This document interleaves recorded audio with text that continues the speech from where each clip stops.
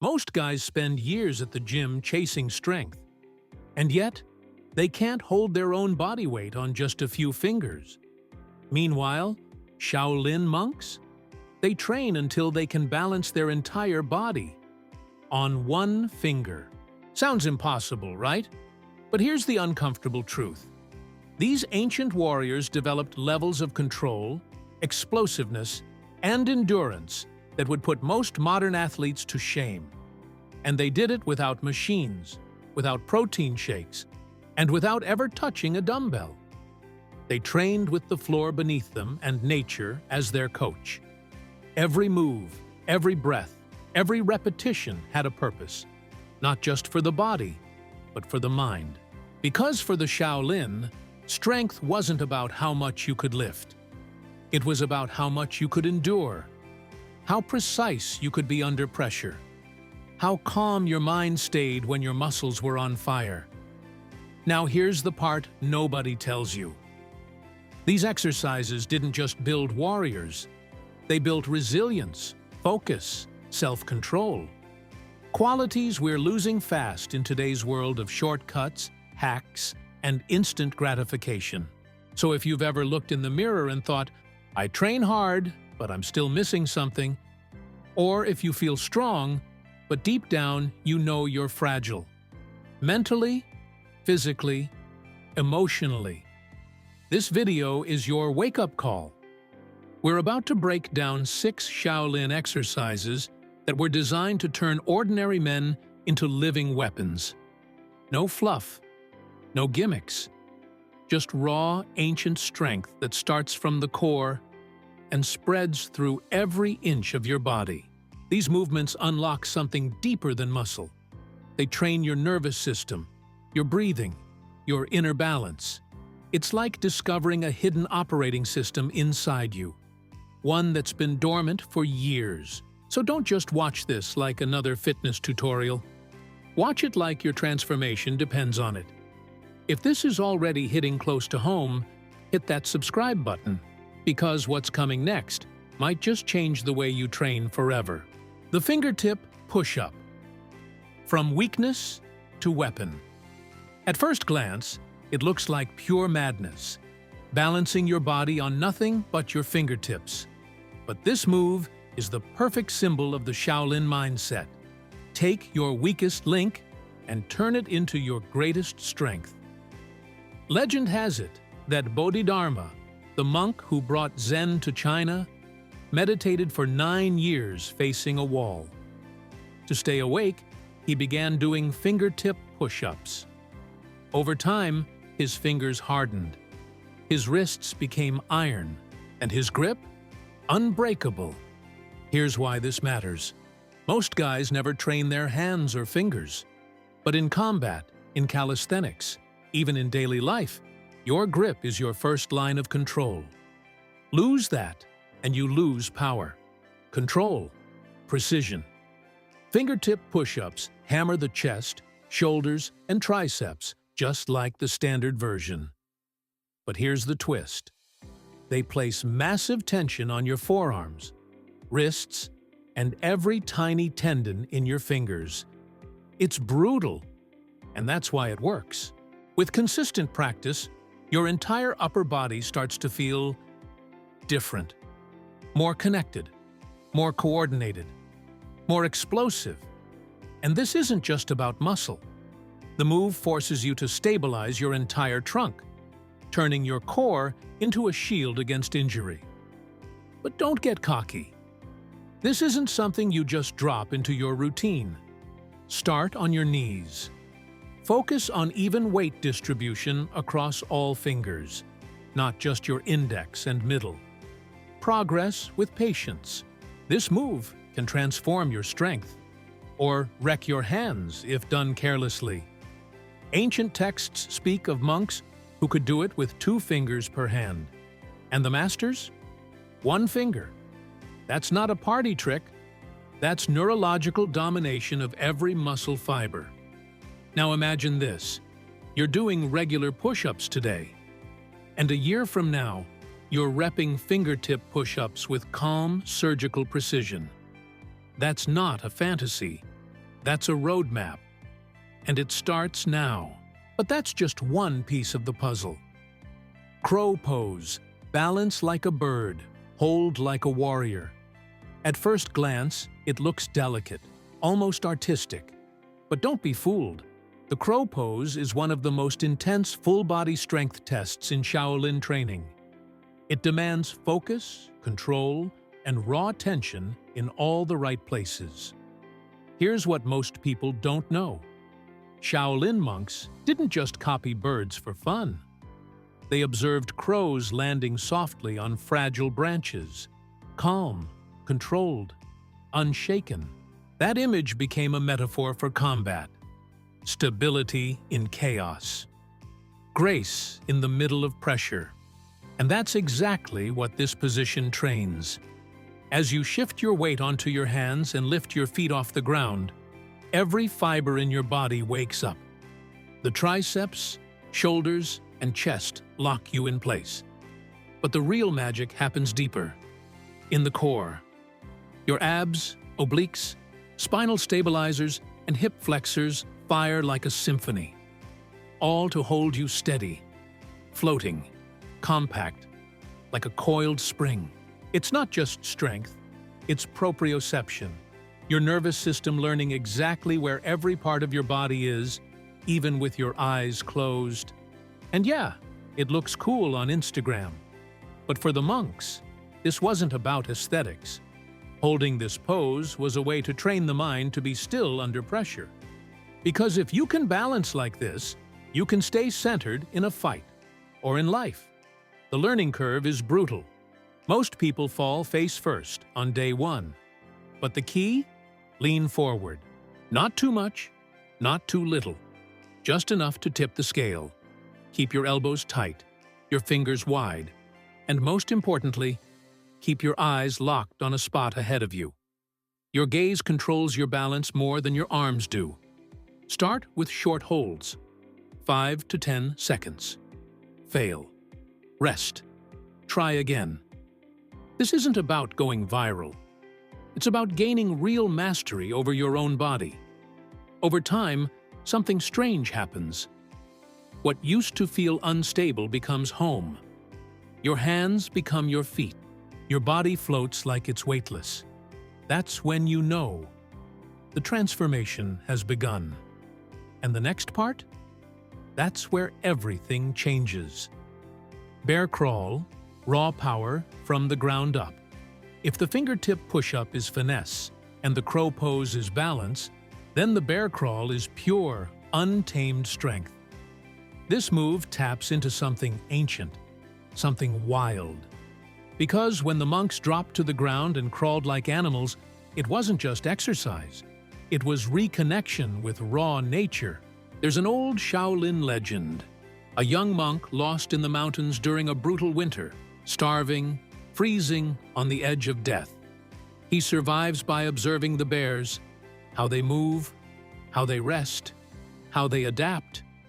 He returns to the temple, not broken, but reborn, stronger, wiser, more grounded. That's the bear crawl. It's not pretty. It doesn't look impressive.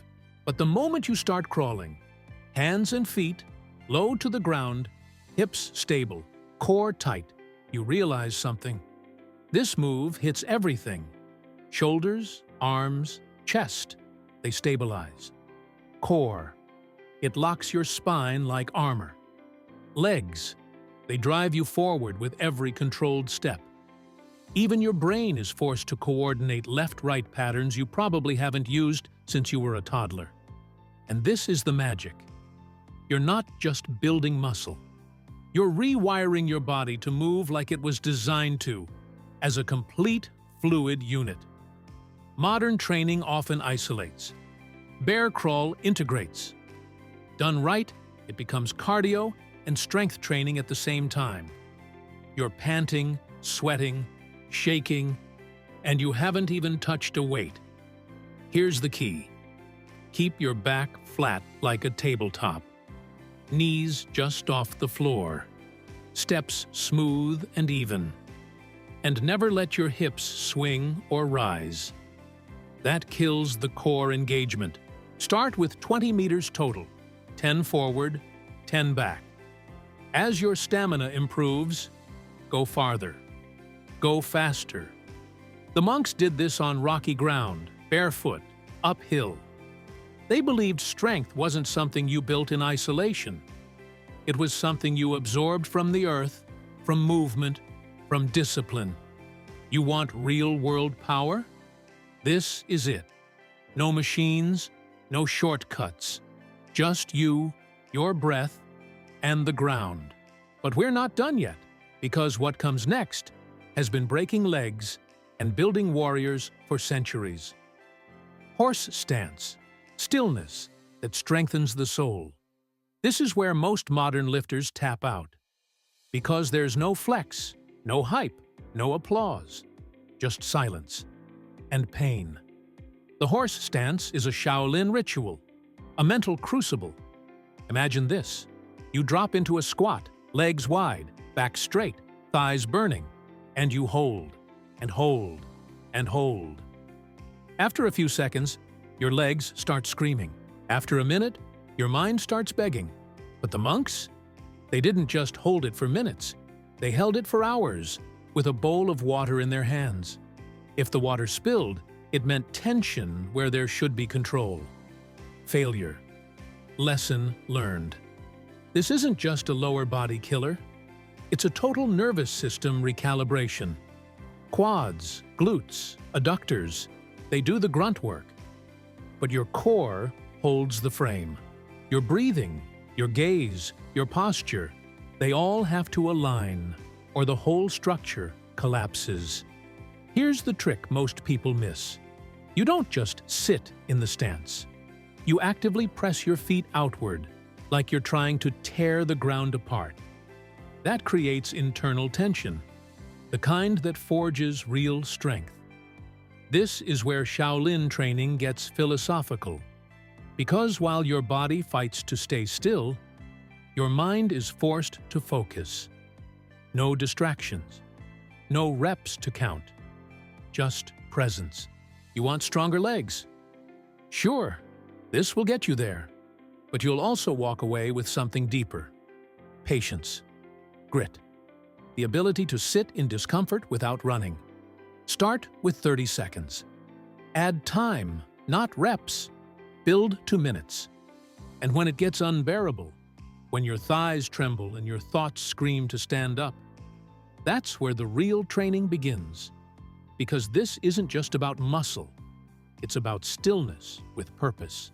And up next, we take that stillness and explode into movement.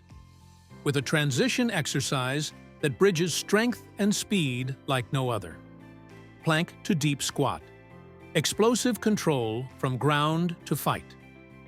Most workouts separate strength and mobility. One day, you're lifting, the next, you're stretching. As if the two live in different worlds. But the Shaolin monks? They understood that real power is born from the union of both. The plank to deep squat isn't flashy, but once you feel it, you'll never train the same again. Picture this. You're in a solid high plank, arms locked, body straight, abs on fire. Then suddenly, with precision, you explode forward. Land in a deep squat, hips below knees, spine tall, heels grounded. And then you reset, over and over, like a wave crashing and pulling back. This movement does something rare. It lights up your anterior and posterior chain at the same time. Chest, shoulders, triceps, active in the plank. Glutes, quads, hamstrings, activated in the squat. And through it all, your core never shuts off. But this isn't just about muscles. It's about control in transition. That split-second jump forward tests your coordination, hip mobility, and spinal alignment. You can't be lazy. You can't fake it. Every rep reveals exactly where your body is tight, weak, or out of sync. And that's why monks practiced it at dawn, when their minds were calm and the world was quiet. They treated it as a ritual, plank for patience, squat for readiness, back and forth, like training both the monk and the warrior inside you. Start with 3 sets of 8. Plank, explode, land, hold. Don't rush. Feel every second. As you get stronger, increase to 12 reps or more. Eventually, the motion becomes second nature. And that's when it starts working beneath the surface. This move isn't just preparation for combat, it's preparation for life, where the ability to move from stillness into action with control and power is everything. And now, we're down to the final move, the one that looks easiest, but reveals more about your inner state than any other. One-leg stance. The balance between stillness and storm. If you think standing on one leg is easy, you haven't tried doing it like a Shaolin monk. This isn't just a balance drill, it's a mirror to your nervous system. Because the moment you lift that foot, your body tells the truth. Your ankle wobbles, your breath shortens, your thoughts race. And just like that, you realize you've been training muscles, but you've been ignoring the foundation. The one-leg stance was inspired by the heron, a bird that could stand motionless for hours, even in wind and rain. The monks watched it, studied it, became it. Because balance wasn't just physical, it was mental clarity under external chaos. This position forces every stabilizing muscle in your body to wake up. Your foot, with all those tiny neglected muscles, it's working overtime. Your ankle constantly micro-adjusts. Your knee, glutes, core, even the deep spinal muscles, all locked into silent action. But here's where it gets next level. The moment you close your eyes or stand on an unstable surface, it turns into a whole new game. Now you're relying not on sight, but on pure internal awareness. And that's when it becomes meditative. There's a story of a young monk frustrated with his balance. His master sent him to observe a heron for 100 days. When he came back, he didn't just balance better. He understood that stillness isn't the absence of movement. It's mastery over it. For you, start simple. Stand on one leg, 30 seconds each side, 3 sets. Then increase to a minute. 2, 3. When you're ready, try closing your eyes and feel the chaos inside your body settle into silence. This exercise doesn't look impressive, but it unlocks something most people never train: presence, awareness, calm under tension. Because in the middle of stillness, the storm is always there. And mastering this position means learning how to hold your ground.